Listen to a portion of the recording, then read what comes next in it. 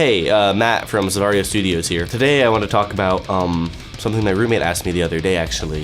He had just come back from tour, and he said, you know, Matt, I have $500 to spend on my band.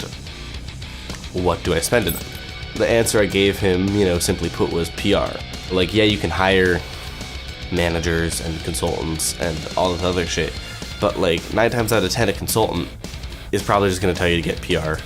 A manager isn't really going to be interested because they take a percentage, and if you're making no money, they don't care. You know, same with most other people in some sort of team you would want to create around your band.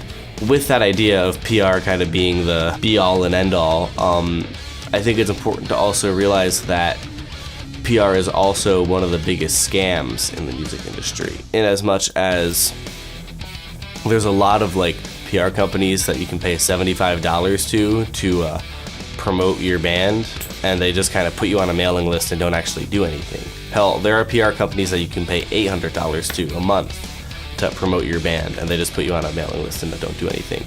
Now, that viewpoint has led a lot of bands thinking they can do PR on their own, which up until a few years ago was true. I think that at this point we're reaching sort of a critical maximum of bands and PR companies, such that, like, you know, I'm a mid-level music journalist. I write for Metal Injection and a few other sites. You know, some of my articles have gotten pretty big in the metal community, but I'm not a big deal by any means.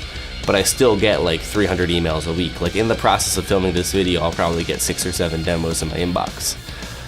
So I'm not really going to write about anything unless one of my PR friends sends it to me and is like, Matt, I think you'll like this.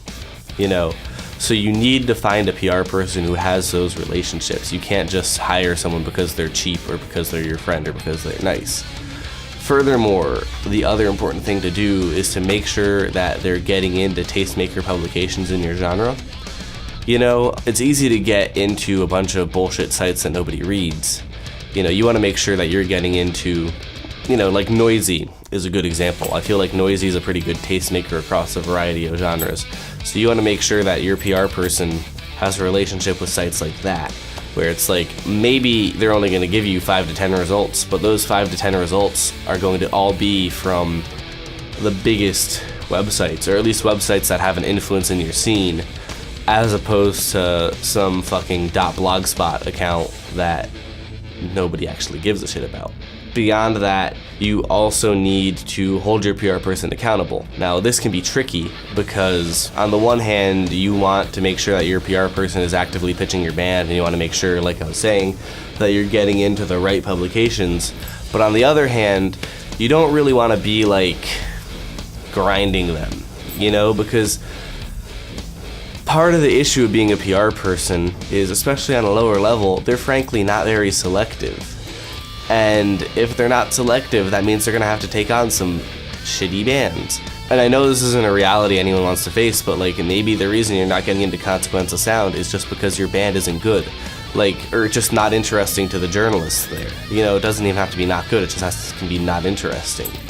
To a very particular demographic, right?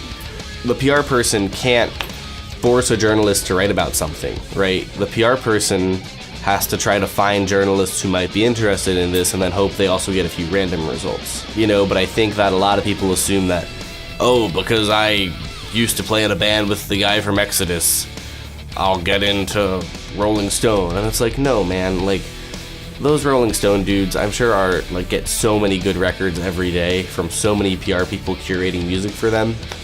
You know, I think you need to be realistic about where you stand and kind of go from there.